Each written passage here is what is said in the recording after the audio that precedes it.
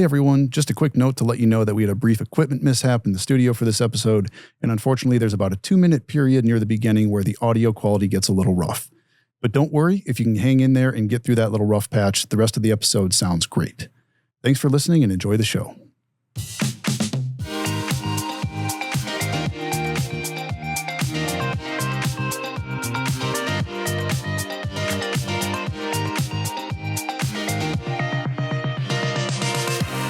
Hello and welcome to Unboxed, the SRF Podcast. I'm your host, Nick Bussey, Multimedia Manager here at SRF Consulting Group, and today we're going to take a look at the invisible current that powers our transportation infrastructure, which is data. Specifically, we're looking at counting traffic, and we're going to be asking the question, why count? To answer this question, we've got a group of our in-house experts here at SRF. First, joining me in the studio, we have Justin Siebens, Traffic Operations and Modeling Lead here at SRF.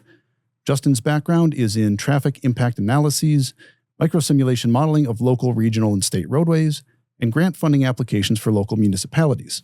Next, joining us remotely, we have Liz Stoles, our Director of Traffic Data Programs, and one of the nation's leading experts on micromobility and motorized traffic program development and data collection.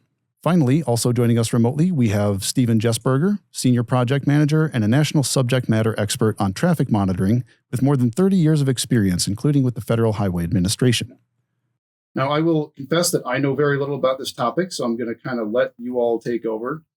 First question is, how do we define traffic monitoring? What is it? Can you explain why it's important and talk a little bit about what you do? So, Nick, it's like this. It's like being an accountant, except that we use the number of cars and trucks instead of cash, right? In this analogy, the Federal Highway Administration is the bank. And all the Department of Transportation agencies are depositing volume numbers to the Federal Highway Administration, right, Stephen? Yeah, that's exactly right, Liz. The state DOTs, Departments of Transportation, actually collect the data and use funding from the federal government for collecting of all of the data, which is volume, class, and wave motion data. And because the money comes from the gas tax for the agencies, state agencies, to collect that data, then that data comes back to federal highways through a system called the Travel Modeling Analysis System, where agencies send their count data for federal uses. Great. And Justin, can you tell us why that's important that we are collecting this data? Yeah, Stephen, super important. So federal highway, from a funding formula standpoint, they take this information in and then they use those traffic volumes to allocate some of that funding back out to the states. So it's really this. It's the way that the federal highway knows how much money they should be allocating to each state based on the traffic volumes that are happening in the state or occurring in that state. Okay, so this is really important then to policymakers and decision makers at DOTs because this determines how much funding you're going to get, right? Tell me. Hey Nick, let me correct that and maybe make sure this is clear. In 2008, the Congress decided to change the funding that is done nationally, and before 2008, vehicle miles traveled, or the numbers of vehicles on said roadways, were used as a major part of the funding formula that is used to take the federal funds and disperse it back to the states. But in 2008, that was changed. Now, the vehicle miles traveled is only used for safety and for CMAQ, the congestion mitigation. And so it's not a majority of the formula now used is actual volumes of the traffic on the roads. So that was a fundamental change. It's a small part of it now, whereas it used to be a considerably large part of it. And Stephen, I think that's a great clarification to have on this. Just knowing that policy changes, routinely, it feels like it's good to keep our folks up to date on exactly what each of those different policy decisions mean for their funding. Yeah, that's exactly right. Yeah. Got it.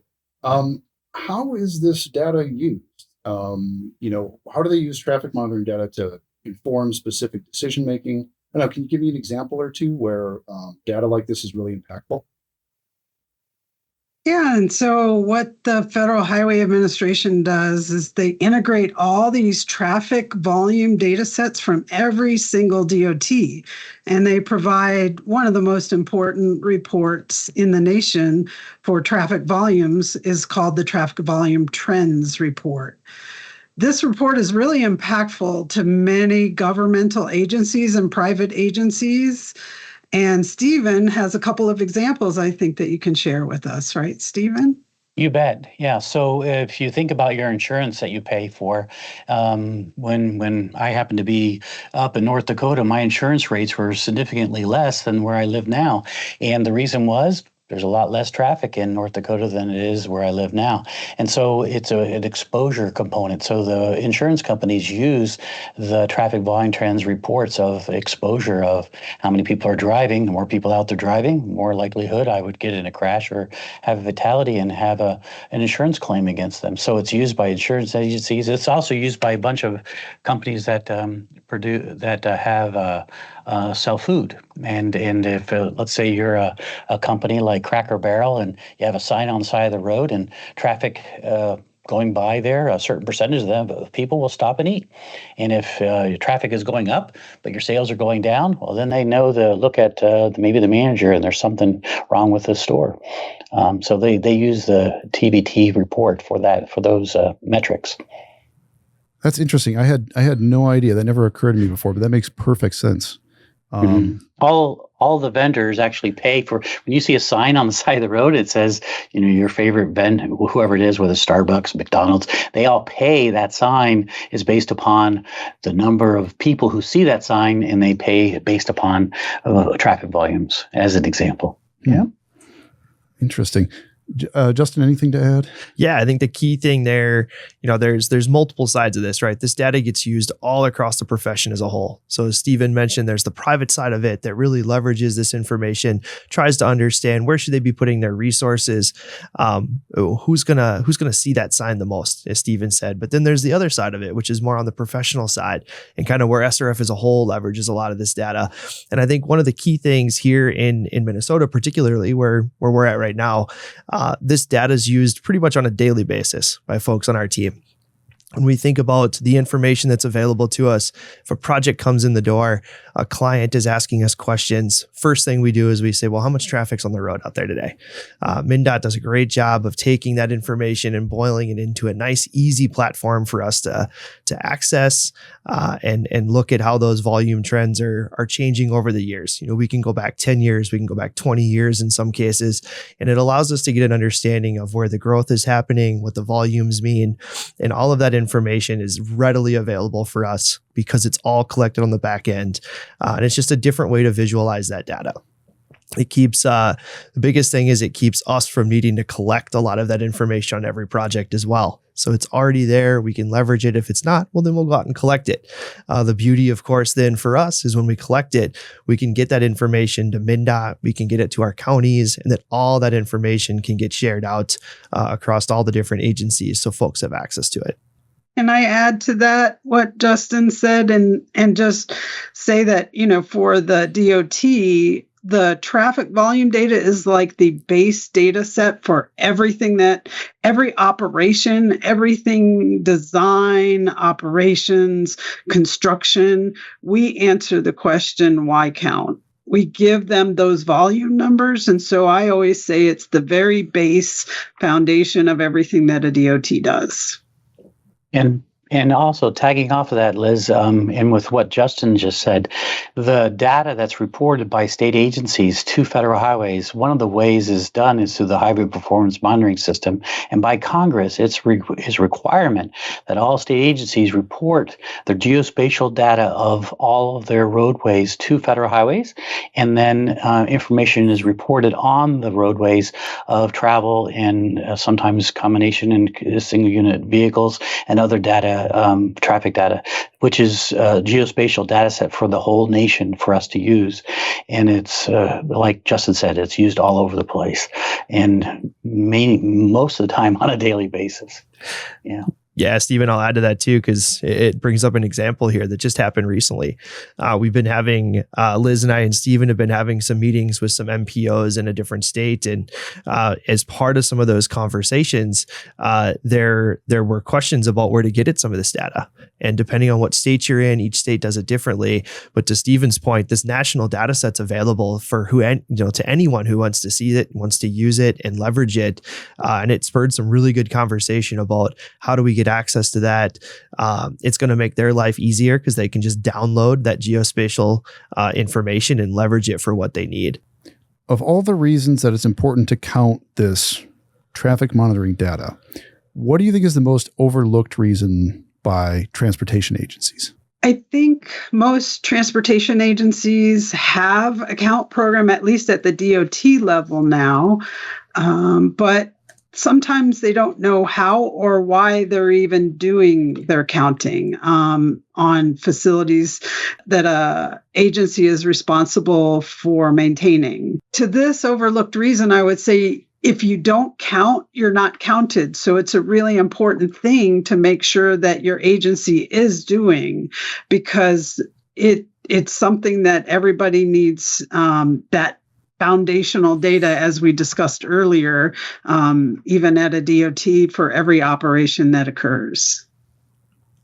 And I'll tag off of that by saying that from my experience with federal highways for 20 plus years is that the state agencies, if they would utilize their class and weigh motion data more effectively, they would probably be able to design payments.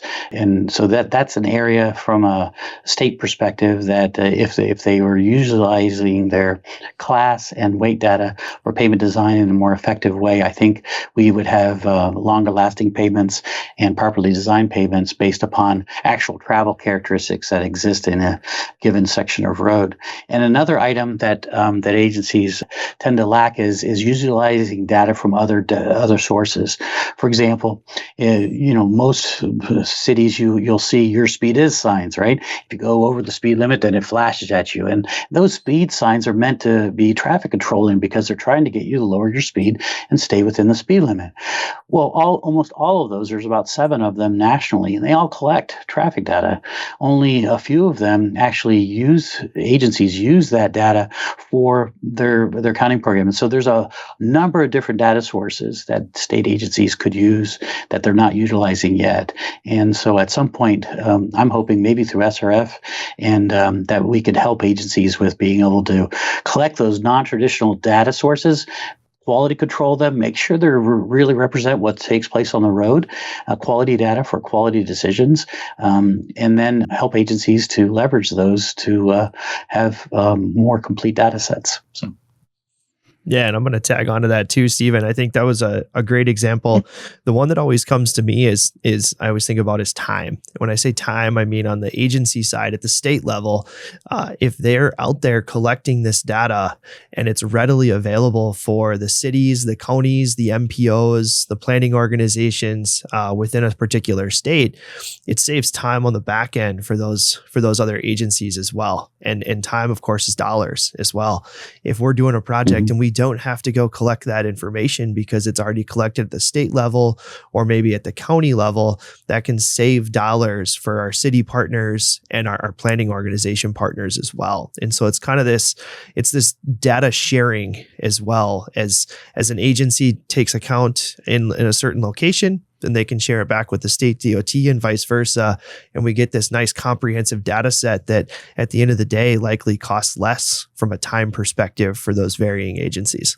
And the data sets, the databases and the methods for sharing data is better now than they've ever been. We kind of put the cart before the horse. We had these massive data sets and we couldn't actually merge them together very well. And there were mismatches between one data set and the other with attributes collected and things. And so now state agencies and others are starting to do a much better job of taking the data and making it useful. It's not where we need to be, but we're getting there. It's a work in progress. Yeah. And Nick, one of the things that we coined a term in the field is called the data wrangler. The data wrangler is somebody who knows that count occurred, knows that a certain agency took it, knows that they can use that data, and knows that they can share it out with others. They can also do all the formatting that's necessary to share that data. So you want to find your local data wrangler in order to coordinate with, in order to save money, like Justin was explaining earlier, so that we're not recounting the same location over and over and over again. Well, let's talk a little bit about how we capture this data. What are some of the methods and technologies involved in these, in traffic counting? Are we talking about people sitting on a bench and counting cyclists as they go by, which I've done once before? Or are we talking about something a little more high tech? Let's get into it. Yeah, Nick. So we did count that way many times, and maybe even today, some people are still sitting out with a clipboard. But thankfully, we have evolved in the traffic monitoring industry, and we've updated our methods and technologies over the years. And collecting data and recording for count traffic data exists back before the 1950s. So we've been counting traffic for a long time. So Stephen's going to give us some more examples of where we go from here. Yeah, it's I don't know what they did back in the 1920s, but Federal Highways, when I was working there, we had data all the way back to the 1920s. So for over 100 years, we've had counts.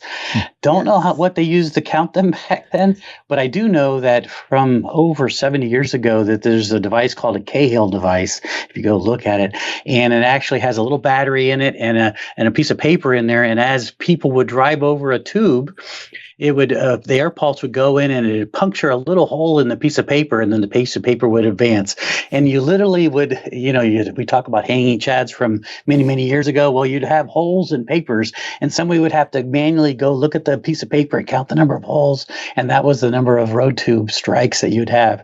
And that was a device used way back when. And we've come a long way since then with different counting technologies, such as the loop signature, which when a vehicle goes across a loop, we can actually tell the waveform, and we can uniquely classify over 2,000 different types of vehicles going across a loop, which is amazingly detailed and is pretty cool. And then there's also the video technology, and I was going to have Justin speak about that. But the TVT report that Liz had mentioned earlier has been done since the 1940s. It's over 80 years. We've had this same report from Federal Highways with all the states reported of a metric of travel in the United States, and that this is unique. In the United States, we have this ability to do this.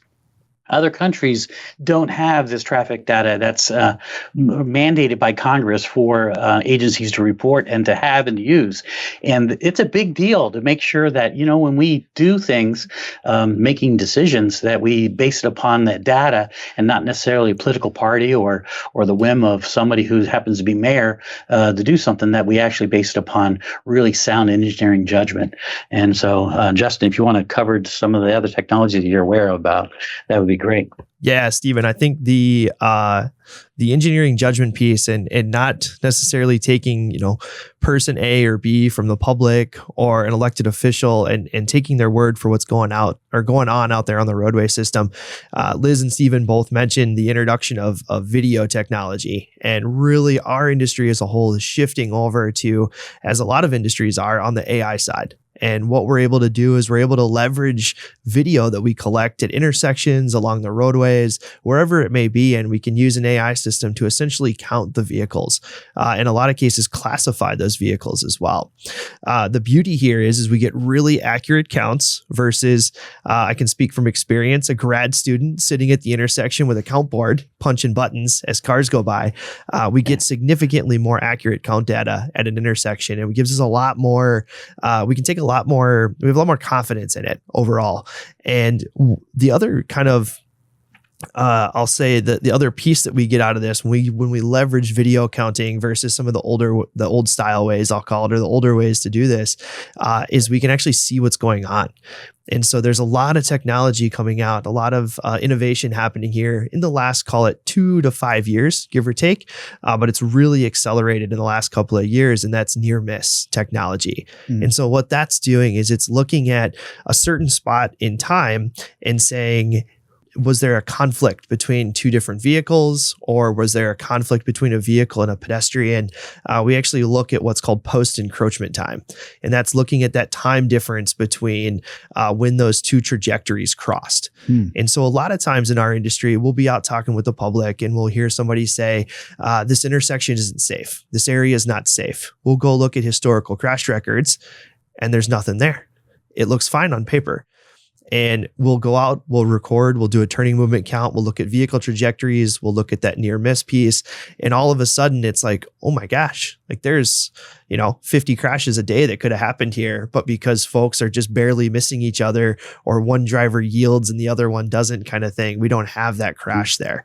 And so while we are improving our count technology as well, we get a lot of other benefits out of this that we can leverage on a day-to-day basis for our projects. And I think that's the key piece here.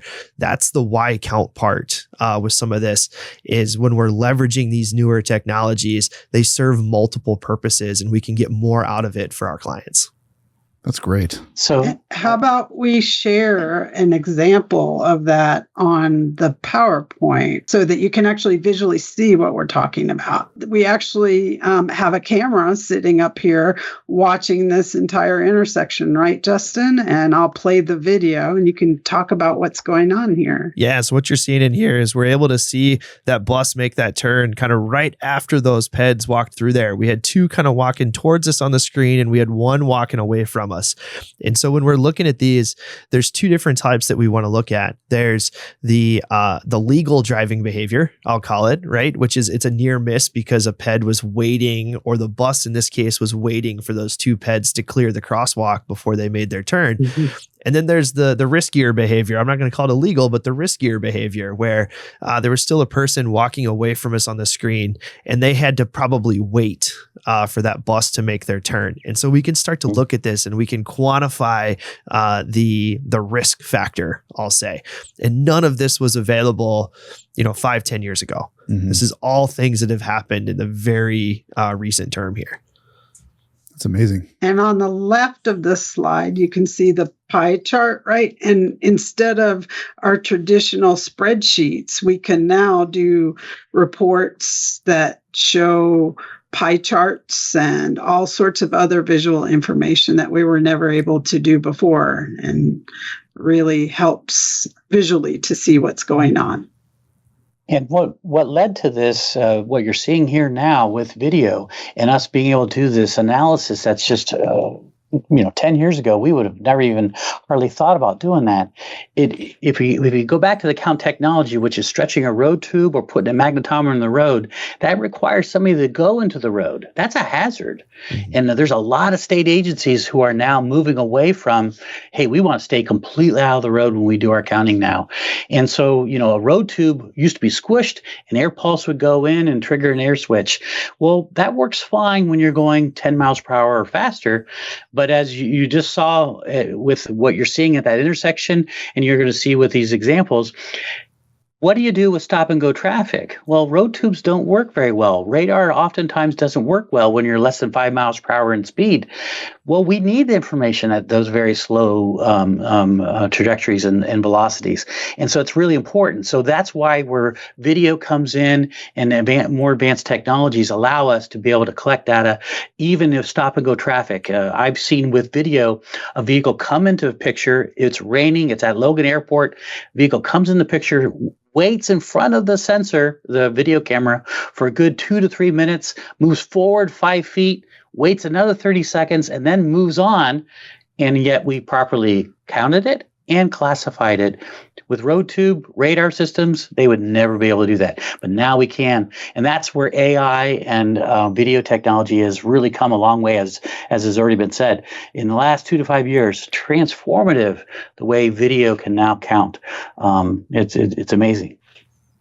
Interesting. Let's take a look at one more example. So here we are in Florida, and you're seeing another camera location. It's a typical kiss and ride location where people pull off to the right of the screen here, drop their passenger off, and then they wait for a bus. And never before did they think people were crossing the roadway. And so we discover all sorts of things, Nick, when we're actually collecting this data that might be of safety concern, which never before would a spreadsheet of traffic volume data be able to tell you stories like what you're going to see in this video here. And what you see here is that we indeed do have people crossing the roadway. And you can just imagine, this is a during the day video. I'm going to show you one more video. At night, what happens at this same location, which is quite frightening, as a individual takes a cell phone and tries to cross the street by turning their cell phone on as a flashlight to cross the road. So you can see immediately it is not optimal for sure. After we're done counting for a 24-hour period, what we're able to do is overlay trajectory lines here. And we can tell you that 42 people in a 24-hour period crossed this. There is no other spreadsheet that could tell you the story that you can see right here. In yellow, you see the pedestrians, and in red, you see the bicyclists. And we had 3 bicyclists cross, and we had 42 pedestrians cross this mid-block crossing area. And Liz, I appreciate that example. And the reason being, of course, is, as you mentioned, years ago, we would have had somebody out there with a count board, and they would have just collected, and, usually it's an intern or a grad student or something like that. And you get back to the office and you say, hey, what was going on out there? I don't know. I counted. And now we have that picture, right? We have that visual representation of what's going on. And so I think, I'm probably jumping ahead a little bit here, but I think one of the things that is really cool about these new technologies is we're still going to count, right? Agencies are still going to count. They have to collect this information, but it's helping them understand what new technologies are out there and how we can leverage their existing devices. A lot of agencies have PTZ cameras. They've got detection cameras for for signalized intersections. They're using video detection for that, and we can leverage all those different video feeds to not only count what's going on at the intersection or on the road, but we can then also leverage additional AI technologies to actually paint a bigger picture. And I think that's the power in this of why we need to think about this and why we need to continue to build out these robust counting programs. That's great. I mean, it sounds like there's some amazing new technologies coming online right now. How about what's the flip side of that? What are some of the biggest challenges that you see in this field right now? We definitely have funding challenges of keeping the programs funded, and some of the technology as it is new becomes more expensive, and then over time it adjusts. So funding is a very, very big issue. And Nick, that's a great question on funding, because there's a state agency that actually looked at having roadway sensors mounted in the road, and they did a cost comparison of that versus video. Although video is saving them from a safety perspective, not having to get in the road, but they were looking at having to go out and replace sensors in the road. And when they looked at a 15, 20-year lifespan of the sensors and replacing them, they found that the video would save them 30 to 40% over their in-road sensor costs. The state then decided to go full bore to putting in all video for their class sites. And the information, like Justin just said, the information that agencies are collecting is extremely important.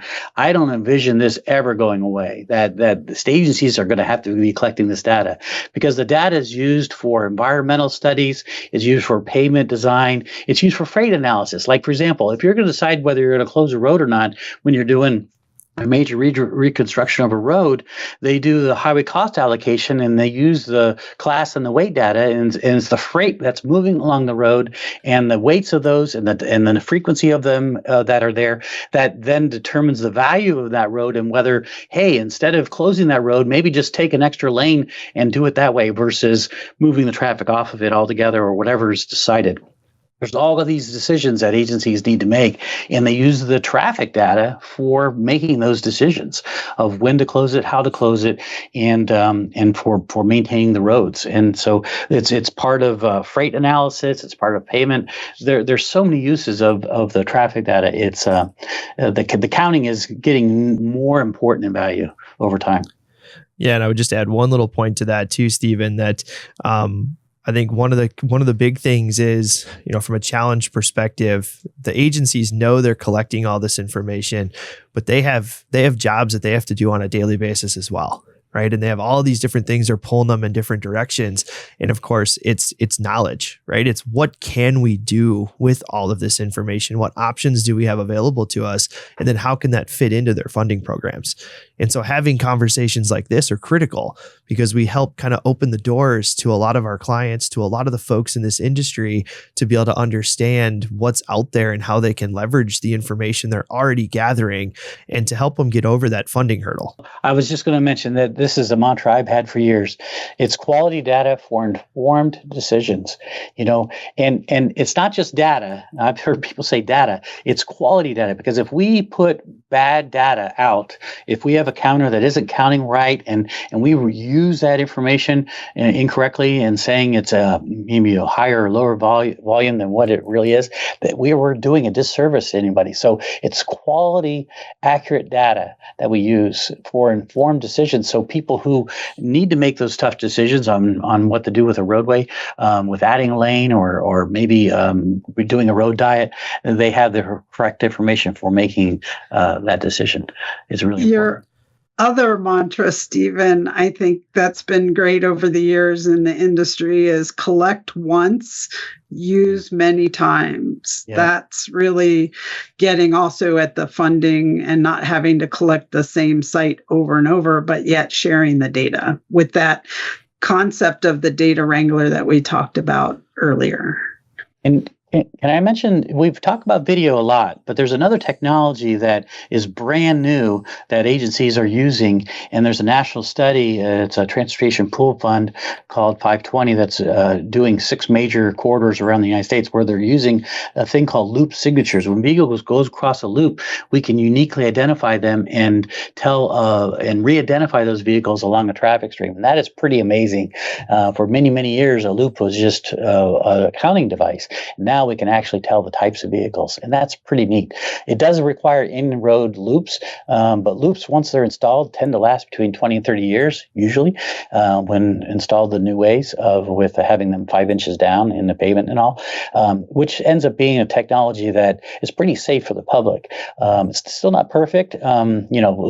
Video does a great job with lane changes, loops don't. So every technology has its different issues where it may have difficulty counting in certain situations. But that's a new technology. It's called loop signatures. So interesting. Well, we're just about out of time, I think. This feels like actually a pretty good place to end. Does anybody have any final thoughts before we go?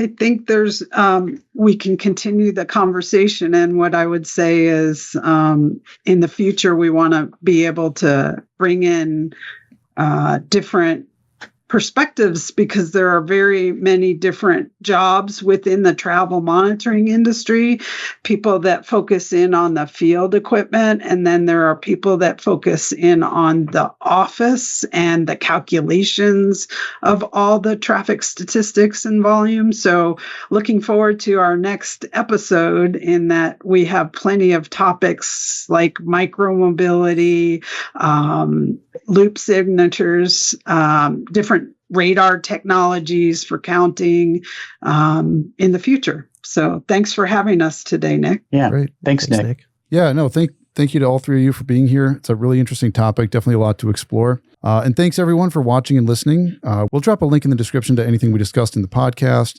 And don't forget to subscribe, and we'll see you in the next episode.